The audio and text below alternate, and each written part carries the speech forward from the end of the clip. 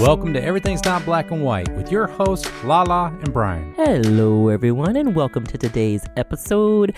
I know you always say, La, you say the same thing every time you start, but when you really meet somebody out in this community that you feel so immediately connected to, it makes my heart sing. I get so excited and so happy, and that is our next guest today. We met, probably 2 years ago, I think now, and we just sat next to each other and started talking, and what an amazing conversation we had, and we just started vibing, and I've learned so much from her in a very short period of time, and she's become a new part of our family. We're so excited to have her on the show today, everyone. Please welcome Ashley Milan Brooks to the house. Hi, everybody. Hey. So happy to be here. I love these two so much.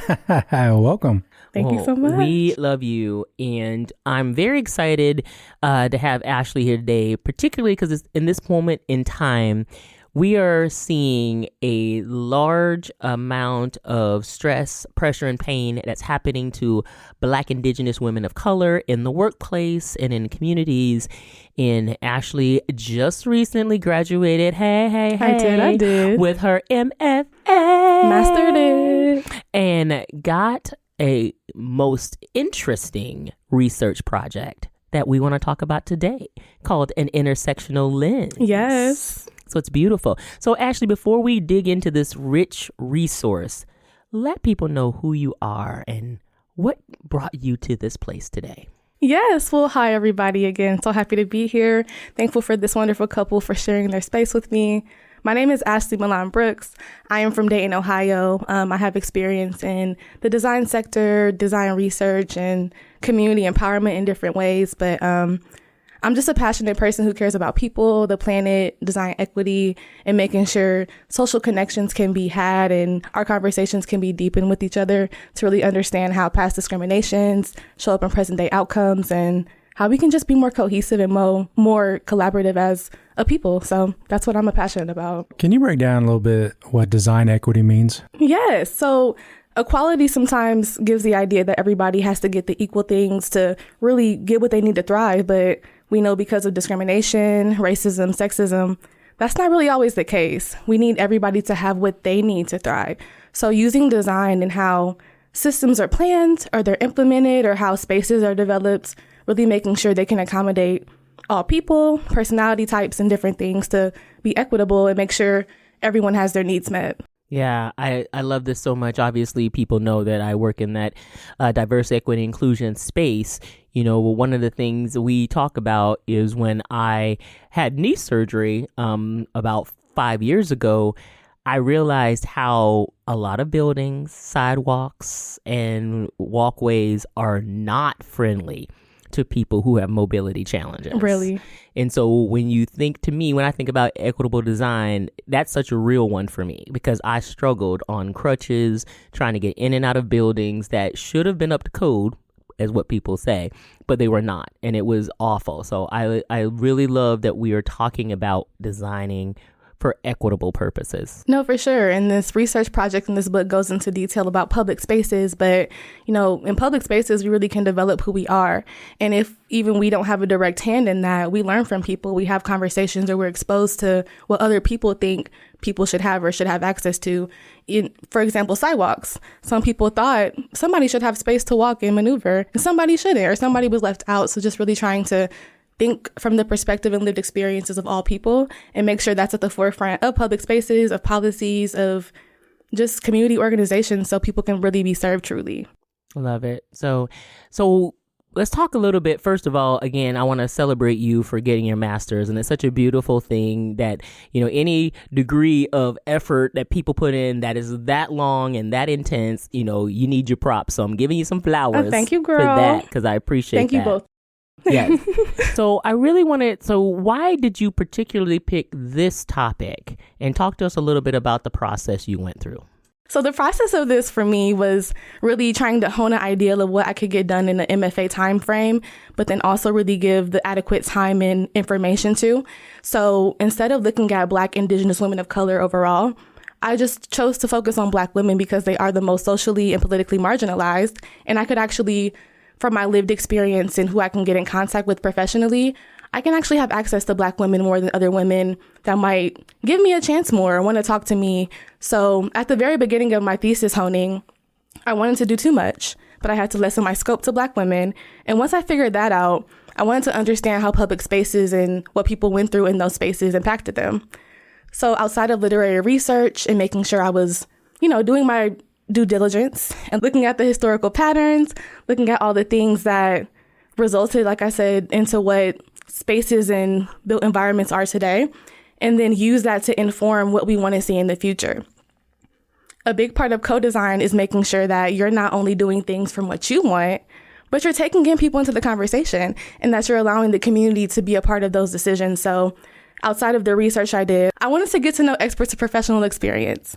I wanted to talk to people like you, La, and make sure I was getting direct insight from people who are out there doing the work, who have experiences in the corporate sector or in other professions, and really see what I can learn from people who have lived through these things in the present day and not just who have passed away or who are inaccessible to me.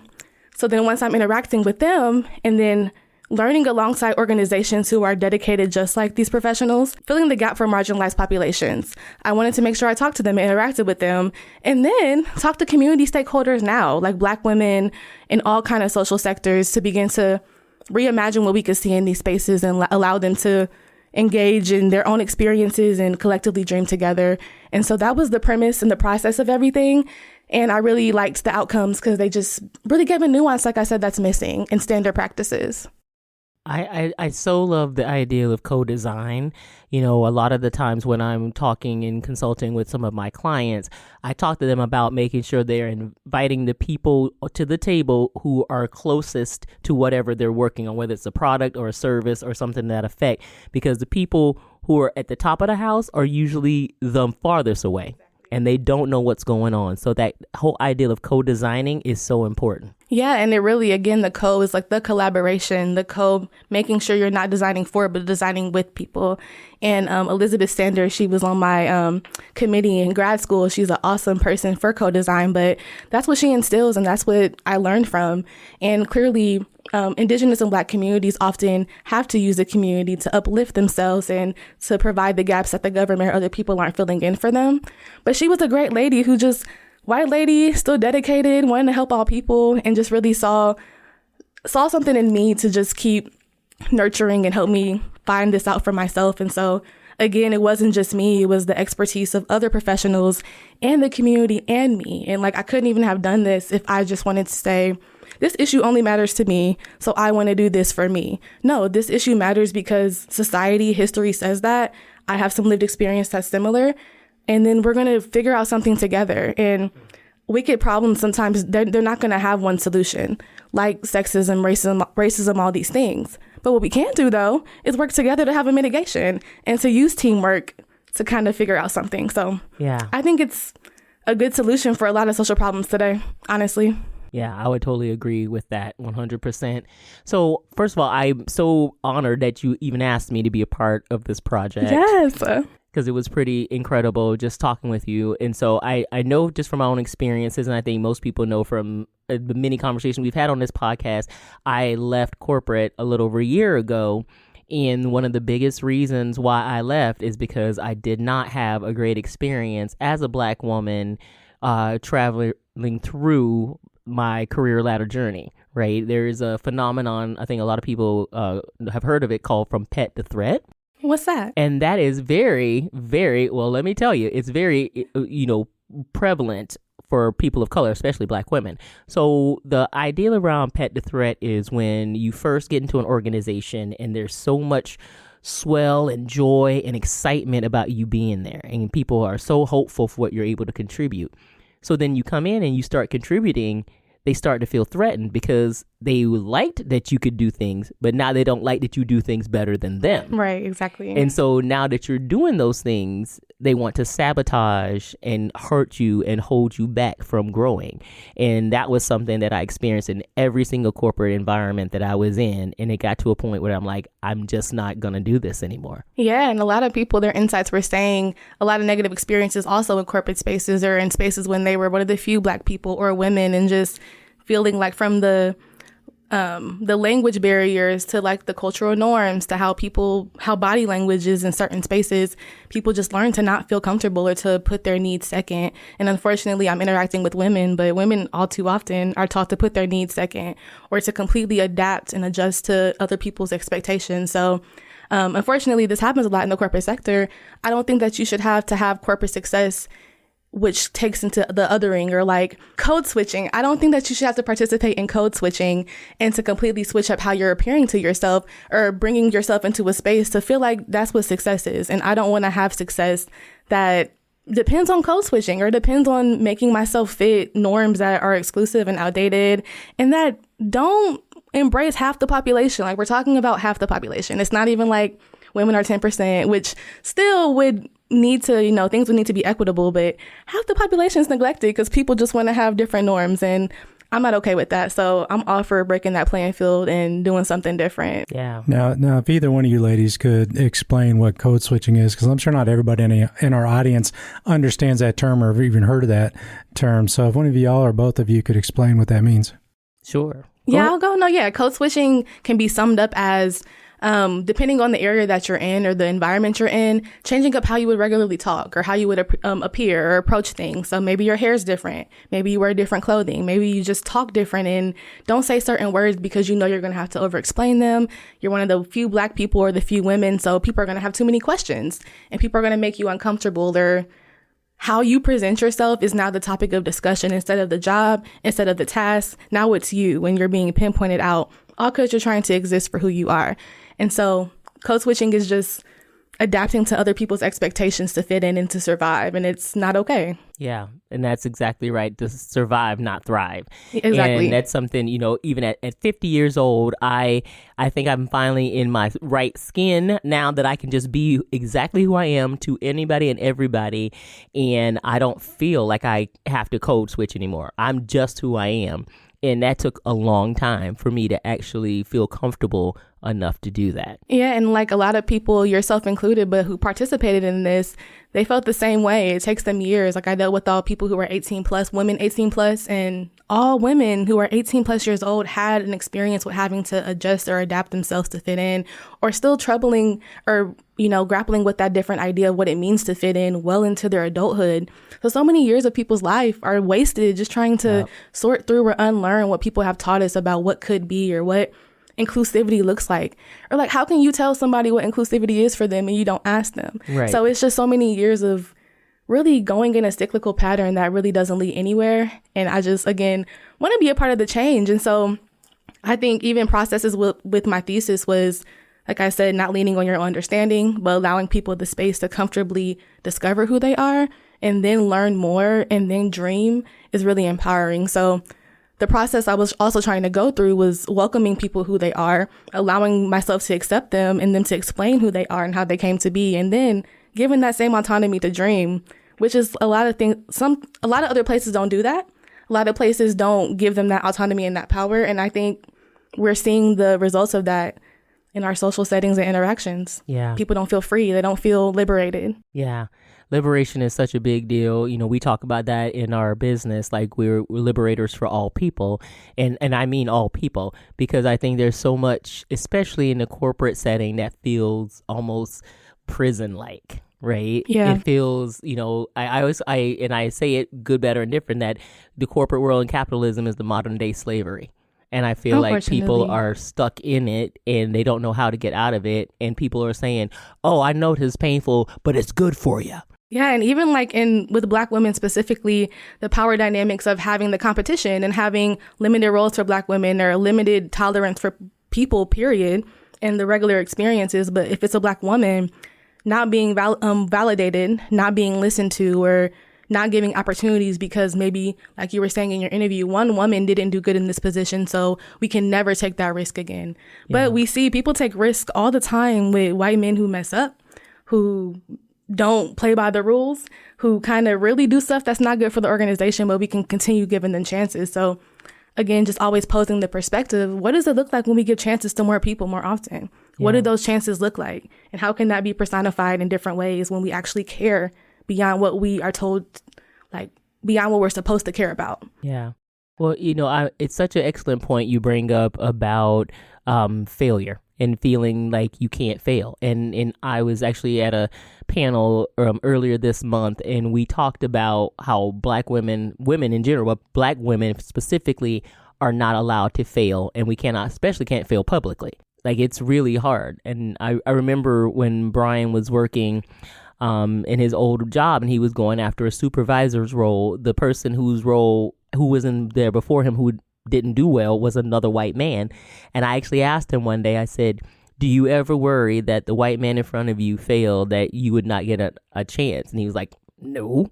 It's not even something that he would even think about. And it's something I always think about. And that's unfortunate. And it goes to the conditioning of just, you can't be human, you can't make mistakes, have to be perfect. And I talk about this as well. Like, it feeds into the superhuman stereotype that Black women have to be. Like, if you're too angry, it's not good, but you're supposed to be too strong and too resilient, and nothing else can break you. And if it breaks you, you're nothing, but you have to take everything to be something. It's just very contradictory, doesn't make any sense. And it shows, like I said, in the lack of cohesion, the lack of diversity, and the lack of definition of what it means to be diverse. And even this was meant to push like the diversity, equity, and inclusion and belonging talk further, because it's like, it's not deep enough. The roots are not deep enough. A lot of times people want to ignore the root causes or just not address how things started and how deep they go. And we're not getting anywhere if we don't understand that, and how deep this just permeates everything about the future, and even visualizing what can be and what we want our generations to have. I just think it's very connected, and we should think about these connections and these conversations. Yeah. And I love, in your earlier statement talking about giving people space to dream. And for sure. It is something that's so huge. I think, I remember being a kid and somebody asked me a long time ago, if you could go do time travel, where would you go back into time? And I said, I wouldn't go back. I'd go forward. Listen, because I'm not happy with anything that it resembled Black life in the past, even when it was good. Like, I would say, like, the Harlem Renaissance, loved it. But it was still Harlem in the 20s, and it was still America in the 20s. I mean, let's talk about it, right? So I said, I want to go to the future. But then part of me is like, how far in the future do I actually have to go till I find more equity and inclusion? Because I would think it could be 2023, but it's not. Yeah, and I feel like, how different does the future have to be for us to realistically envision all people having the equity they need?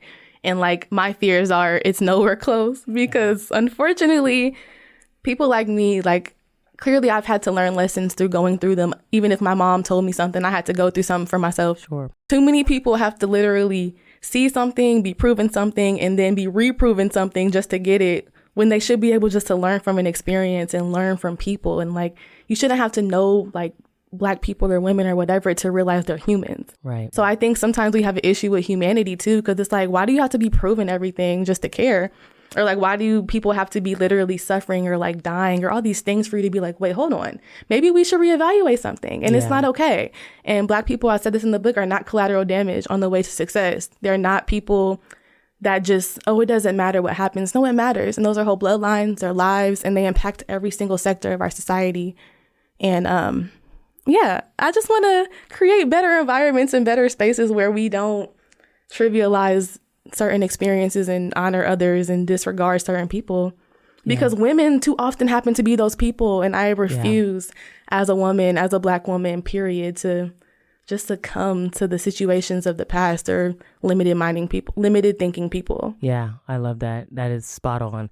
So I know, outside of your research project, which is absolutely stunning, and I want everybody to read it, you've also participated in some co-design sessions here in Columbus, Ohio. So please, can you tell us a little bit more about those? Of course. So I'm a member of Zora's House, which is a co-working space and leadership incubator in Columbus. Elsie Johnson is the CEO and founder, amazing woman. Yes. But in March and October of 2003, she hosted her Women of Color Equity Design Institute co-design sessions, working with different funders to kind of make their visions of equality and equity and all these things come to life, and making sure we're interacting with and engaging stakeholders, Black women in communities in Columbus of all professions now, with making sure they're getting paid for their compensation, making sure there's food, making sure they have access to childcare, but really looking at different organizational issues like creating safe spaces for teens, or making sure women have more of a voice, or that what does it mean when we're designing with women of color? If women of color design things, what does that look like?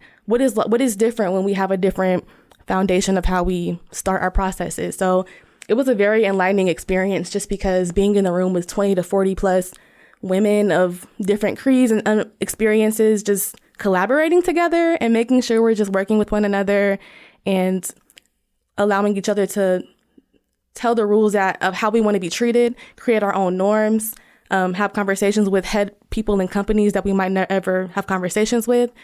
It's just really inspiring. And so it just taught me a lot about facilitating and reassure different things that I'm good at, where I can grow and how I can just deepen my personal growth. So I love LC, honestly. She's awesome. She is wonderful. Very cool CEO, very down to earth. Also, Mickey Ferreira, her friend as well, colleague, very cool lady. So they were great experiences. I learned a lot and I met a lot of cool people. And like Zora's House has a tribe list, so we share different opportunities. We talk about how we can help each other, how we can put each other onto different stuff. So I just thought it was a great opportunity. It is a beautiful opportunity, and I have been a member of Zora's House for quite some time, and a donor and a huge fan of LC's myself, who is a powerhouse in this community. Amazing. Just trailblazer. Amazing. Absolutely. And what I love the most and what you said earlier is about the true collaboration. Right. Yes. When you go to Zora's, and for the audience who may never get there, Zora's is like, when you go there, it's like old home week. You feel, as soon as you walk through the door, you feel the love and the camaraderie and the sisterhood, and everybody's high-fiving you and everybody's hugging you and everybody loves to see you, and they're like, girl, you wearing that hair, girl, you wearing that dress, okay, gold pants, I see you. Yes. I mean, it is such a vibe, and it is such an incredible place. And I think it's really important for people to have spaces like that where they feel seen and they feel heard and they feel valued and that they belong. Not that they fit in, that they belong just as they are. And it's a beautiful thing. And it was made for them in mind. And like what was revealed with this research that is similar to Zora's House, to the Women of Color Equity Design Institute sessions, was everybody was thought about beforehand and you felt it. How they were communicated with, how the event space was designed, what things we had access to. All the different things were thought about. What do women of color need? And then we're going to start from that baseline and build up, not just do something that we want and then, oh, wait, hold on, we forgot this, and then add it last minute so it feels rushed. No, it's just the feeling and the sensations and the music and the vibes and the artwork and everything screams Black women or women of color. And that's why it feels different, because we're completely just reevaluating every single thing about how we engage with the space, or what it means to serve people, what it means to allow them to have more of an impact in a process versus just be a last minute thought. Yeah. And so it's just really important to me. We deserve more time and more effort, like people do in general. Black women deserve more effort. And I unfortunately am a Black woman who is doing this and advocating for our needs, but I'm happy to be doing it. And I need more people to do the same thing. Yeah, absolutely. It's not just a Black woman's problem. We need y'all to step up and see us. And because when Black women are good, everybody gets better. It's a fact. Argue with your mama. Really? I agree. You show better. Listen. So Ashley, like, what's next for you? So, you got this work out there and you want to get it out there. Like, what are you hopeful for the future? Yes. So clearly I graduated recently. So I'm hopeful to get my life more consistent, get some money, and be able to invest in my own dreams. But with this book specifically and different things, I want to go to different conferences, go to different places where they're talking about equity or women-specific issues or just social issues that are important right now. I want to spread this. I want to have workshops or sessions or just grow the conversation and really get people to think differently about, I went through this. I never thought that had a tie to actually how I came out, or like this happened when I was a kid, but who knows that would have impacted all my decision making, or yeah, I was Black, but I had no idea this impacted this until maybe somebody told me later and I realized it. So getting people to think differently and expand their mind and think about experiences holistically, like, what do you want to hear? What do you want to smell? How are your senses engaged when you're interacting with something, or how are they not? Like, how do you feel like a space welcomes your growth or your flaws and still treat you like you're equal? Like, we can get poetic and deep with this, but people just don't. And I think that we should. I think that things should be just as intentional and sensual and caring. And I think that we have time and capacity for that. And I call to action this in the book to just call policymakers, designers, citizens just to care more, to be more intentional, to be more loving, to connect the dots of our lived experiences and just work together to make a better life in better natural and built environments, because it's a possibility. I love it. I love it. You're such a powerful voice in this space, and I'm so grateful and proud to know you and to learn from you. This is always, I always tell people, I have a reciprocal mentoring relationship with people, that as much as I can give and teach you from myself, I'm learning and growing from you as well. And so I'm very grateful for you and just all of your knowledge and wisdom here. So thank you so much for this. I appreciate that. But again, you're awesome. Inspiration.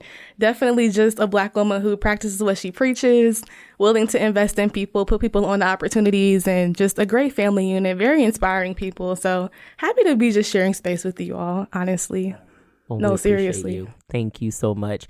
So for people who want to kind of get connected to you and even find out more about your research, how can they do that? Yes, of course. So my name is Ashley Milan Brooks, and you can find me on Facebook, Instagram, and my site at ASHLEY, Milan, MILAN, Brooks, BROOKS.com, COM.